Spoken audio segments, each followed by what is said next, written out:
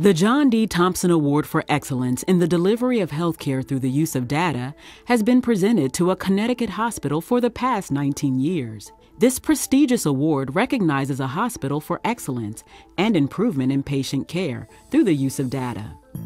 It honors Yale professor John D. Thompson for his distinguished contributions as an educator and researcher in health administration.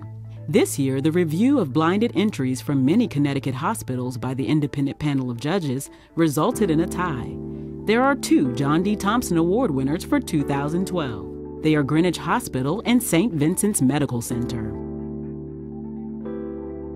Greenwich Hospital is being presented with the 2012 John D. Thompson Award for its comprehensive multimodal analgesic regimen for joint replacement surgery. Multimodal regimen at Greenwich Hospital is a new, comprehensive, evidence-based regimen that we designed to improve pain control for patients after they have joint replacement surgery.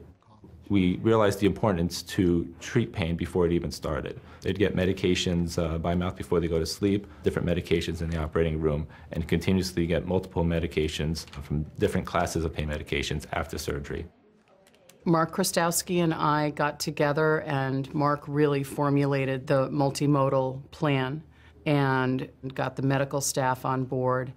I went around and in-serviced all the nurses as to the new protocols. We also took the extra steps to monitor how patients feel after the surgery. On a monthly basis, we collected data from their medical record from a nationally benchmarked patient satisfaction survey, and we used that data to refine the protocol, to improve the protocol, and to provide better care for patients. Good morning. Hi, good morning. When I arrived at the hospital for my surgery, I was very efficiently taken to surgery, and the next thing I knew, I had a new hip. When I woke up, I was not really in much pain. When the day after surgery arrived and it came time to throw me out of bed, the fact that it really wasn't nearly as painful as I thought was very encouraging. The results of the protocol have been really dramatic. Once fully implemented, patients on average required 40% less opioid pain medications. We noticed a decrease in opioid-related side effects. Nausea, vomiting decreased by 50%. Pruritus or itchiness decreased by 97%. And pain control was easier achieved.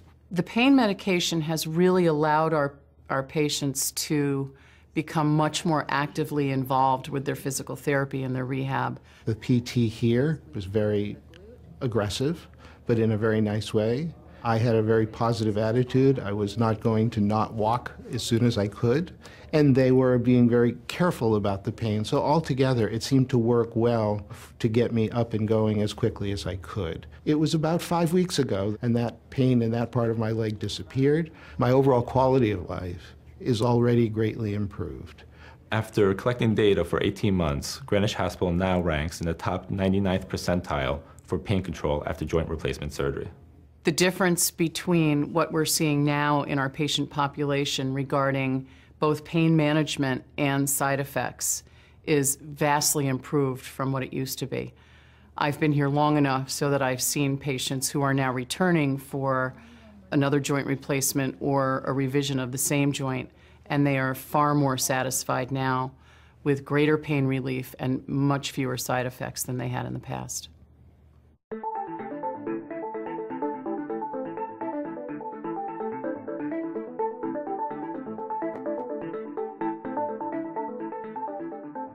St. Vincent's Medical Center is being presented with the 2012 John D. Thompson Award for its implementation of high reliability behaviors that are resulting in significant reductions of preventable harm to patients and employees.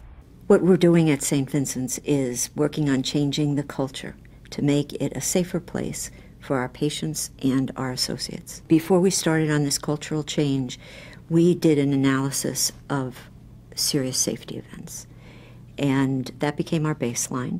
One of the first steps after that was really to educate everyone, including our physicians, including our board, and then to educate 2,400 staff members to do extensive education in the characteristics of high reliability organizations and in using safety tools and behaviors.